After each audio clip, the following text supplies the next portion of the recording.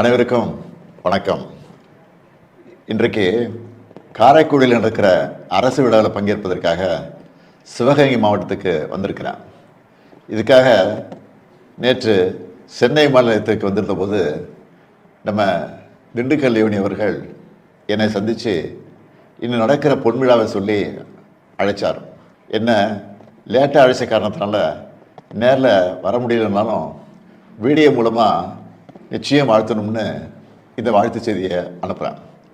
பட்டிமன்ற உலகத்தை பொறுத்த வரைக்கும் நம்ம லியோனி அவர்கள் தான் ஹீரோ. தன்னோட கருத்தாழ்மிக்க சிந்தனைகளால், நயமிக்க நகைச்சுவை பேச்சால் தமிழ்நாட்டு மக்களை 50 ஆண்டுகளாக மகிழ்வித்து கொண்டிருக்கக்கூடிய லியோனி அவர்களை பாராட்டுகிறேன், வாழ்த்துகிறேன். பேச்சுலக மேடைகளில் இன்னும் பல்லாண்டு காலம் அவர் கோல வச்சணும்னு முதலமைச்சராக மட்டுமல்ல, அவருடைய ரசிகனாக நான் வாழ்த்துறேன்.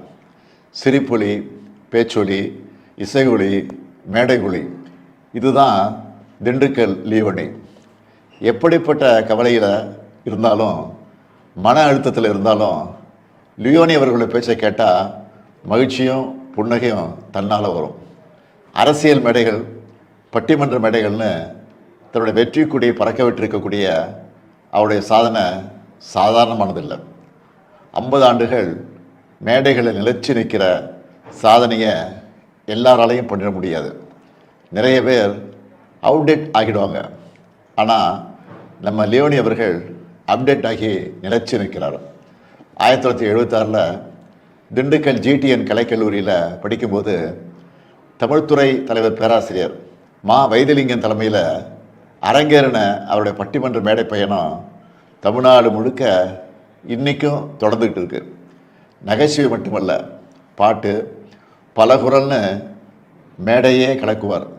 நம்ம லியோனி அவர்களோட பட்டிமன்றங்களை பார்க்க எவ்வளவு மக்கள் கூடுனாங்களோ அதை விட அதிகமாக அவருடைய பட்டிமன்ற கேசட்டுகளை மக்கள் விரும்பி வாங்கினாங்க.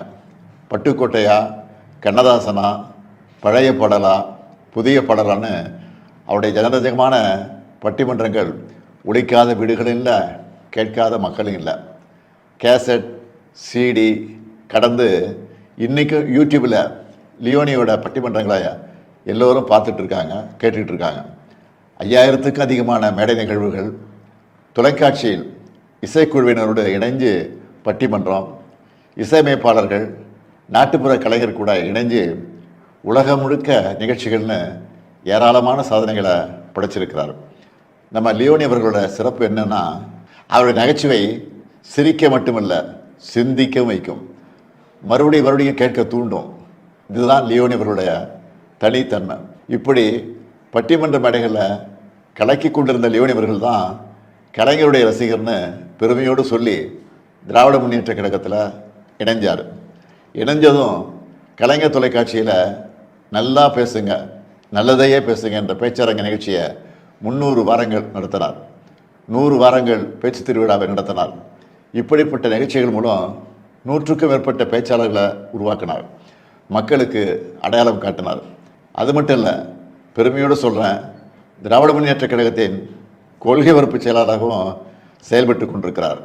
கழக மேடைகள்லையும், பட்டிமன்ற மேடைகள்லையும், தொலைக்காட்சிகள்லையும் கொடிகட்டி பறக்கிற நம்மளோட லியோனி அவர்கள் பல்லாண்டு வாழ்க வாழ்கன்னு வாழ்த்துகிறேன்.